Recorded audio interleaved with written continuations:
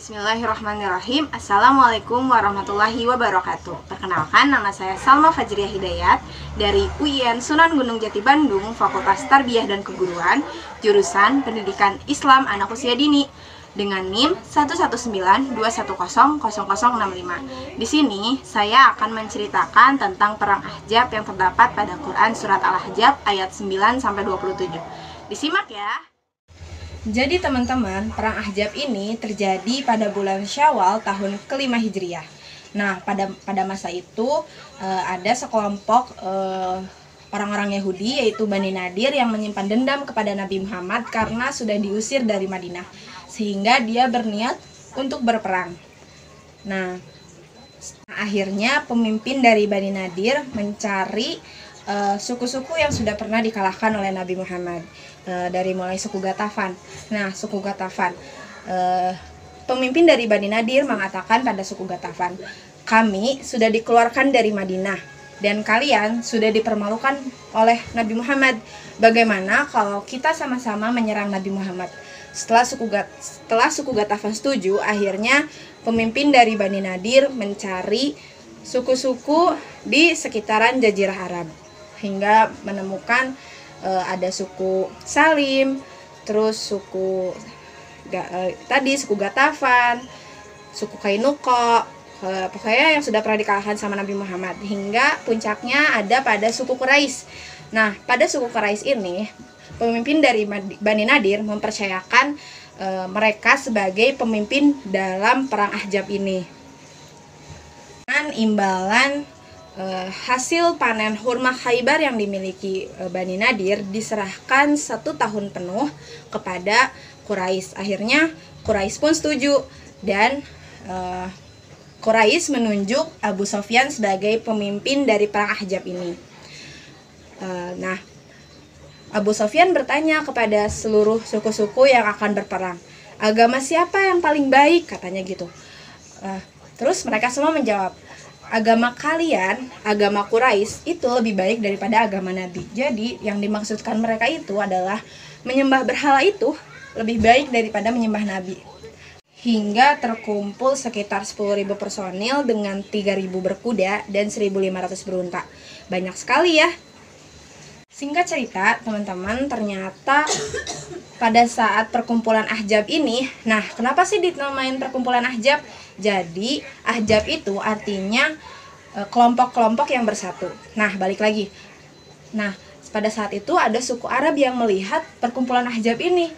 Dia curiga, wah, ada apa nih? Akhirnya dia memberitahu Rasulullah karena dia sudah melihat perkumpulan ini. Dan ternyata Rasulullah sudah tahu bahwa orang-orang Yahudi akan menyerang Madinah. Karena perlu kalian ketahui, Rasulullah itu punya banyak mata-mata di mana-mana loh. Setelah Rasulullah mendengar kabar tersebut, akhirnya Rasulullah berunding, bermusyawarah dengan para sahabatnya. Dia berpikir apakah kita harus meninggalkan kota Madinah atau tetap tinggal di sini. Akhirnya mereka berunding dengan para sahabatnya. Ada salah satu sahabat Nabi bernama Salman Al-Farisi, dia mengatakan seperti ini, di wilayah kami, kalau kami ingin berperang melawan pasukan berkuda, kami membuat parit di sekeliling kota kami. Setelah Nabi pikir-pikir, ternyata ide yang diberikan Salman Al-Farisi bisa digunakan dalam perang ini. Akhirnya Rasulullah memutuskan untuk membuat parit di sekeliling kota Madinah. Nabi Muhammad pun mengajak seluruh umatnya untuk menggali parit dengan lebarnya sekitar 7-15 meter dan kedalamannya sekitar 3-7 meter.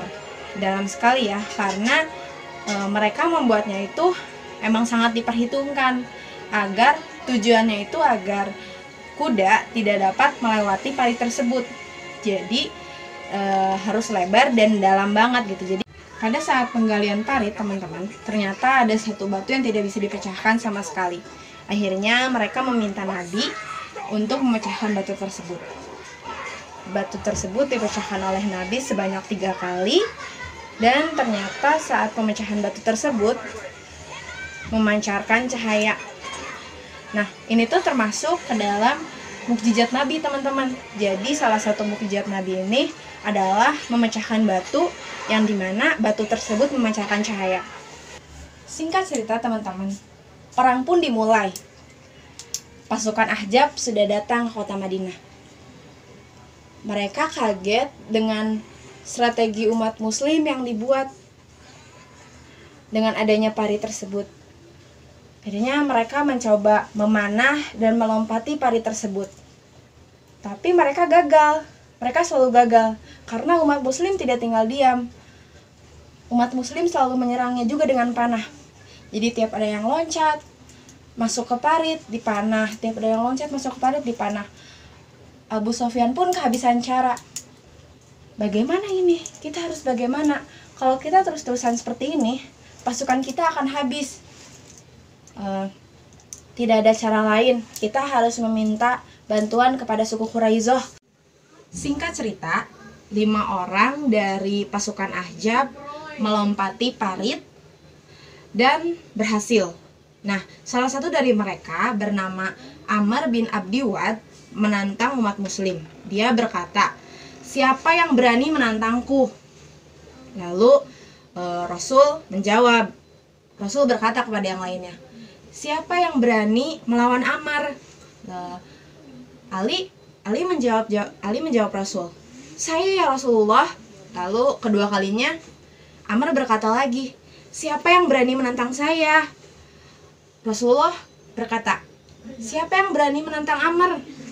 Lalu Ali berkata lagi, "Saya ya Rasulullah."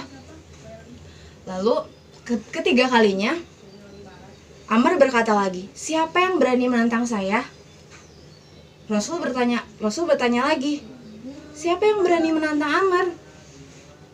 Lalu Ali menjawab lagi, "Saya ya Rasulullah, saya berani menantang Amr, saya berani melawan Amr."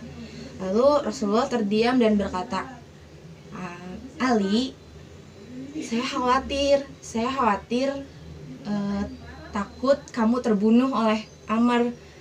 Saya khawatir."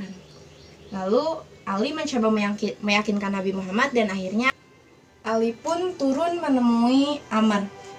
Ali berkata kepada Amr, "Saya ingin mengajakmu kepada Allah dan Rasul, juga kepada agama Islam." Lalu Amr menjawab, "Saya tidak membutuhkan hal itu." Ali menjawab lagi, "Kalau begitu bagaimana kalau kita berperang?" Tapi Amr membantah, "Saudaraku, saya tidak ingin membunuhmu," kata Amr. Lalu Ali menjawab lagi, "Tapi demi Allah, saya ingin membunuhmu." Amr yang mendengar hal tersebut, dia merasa terpancing hingga akhirnya Ali dan Amr saling tikam menikam, saling menodongkan pedang, sampai akhirnya pedang Ali berhasil membunuh Amr. Lalu Ali bertakbir, "Allahu Akbar." Rasul yang mendengar hal tersebut merasa lega dan menjawab takbir Ali, "Allahu Akbar." Ali pun keluar dari debu tersebut. 4 orang lagi, karena mereka melihat Amr sudah terbunuh di tangan Ali, akhirnya mereka lari ketakutan dan melompati parit. Tapi pada saat mereka melompati parit, ada salah seorang yang tidak lolos dari Jubair. Jadi pada saat itu Jubair yang melihat, dia langsung mengejar keempat orang tersebut kan. Nah, tapi satu orang tidak lolos. Satu orang itu berhasil Jubair tangkap. Namanya Naufal bin Abdillah. Nah, pada saat itu Jubair berhasil berlari dan menangkap Naufal dan menebaskan pedangnya hingga Naufal terbelah menjadi 2. Orang-orang yang pasukan Ahzab yang melihat Amr dan Naufal yang sudah terbunuh oleh Ali dan Jubair, mereka ketakutan, mereka panik hingga akhirnya mereka memutuskan untuk pulang. Dan kemenangan jatuh di tangan umat muslim.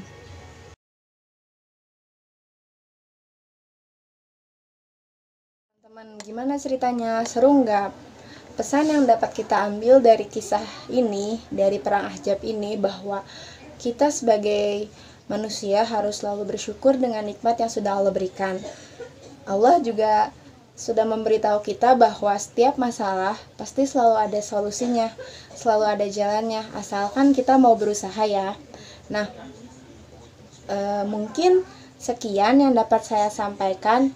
Mohon maaf apabila dalam penyampaian ceritanya kurang, atau dalam penyampaian ceritanya mungkin ada yang belum tersampaikan. Wallahu a'lam bishawab. Wabillahi taufiq wal hidayah. Wassalamualaikum warahmatullahi wabarakatuh.